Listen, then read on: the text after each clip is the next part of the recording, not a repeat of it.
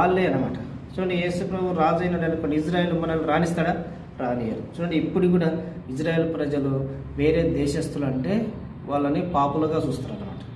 వాళ్ళు మేమొక్కరమే దేవుని ప్రజలు, మేమొక్కరమే నిజదేవుని ఆరాధించే వాళ్ళమని మనల్ని చాలా తక్కువ చూస్తారు. కానీ వాళ్ళు తెలియక ఆ విధంగా చూస్తారు.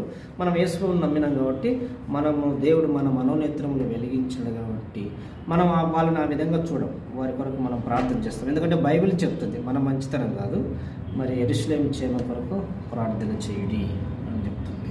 కనుక ఇశ్రాయేలు రక్షణ కొరకు మనము ప్రార్థన చేస్తున్నాం అన్నమాట. వారి క్షేమం కొరకు కూడా ప్రార్థన చేస్తున్నాం. ఎందుకంటే వాళ్ళు ఇంకా అడ్డు అనేది మరి పోలేదన్నమాట. అంటే ఇంకా ధర్మశాస్త్ర ముసుగులోనే వాళ్ళు ఉన్నారు, కానీ మరి దేవుని కృప, దేవుని ప్రేమ, దేవుని యొక్క దయ ఇంకా వాళ్ళు పొందలేకపోయినారు. చాలామంది, కొంతమంది పొందారు, ఇంకా పొందాలి.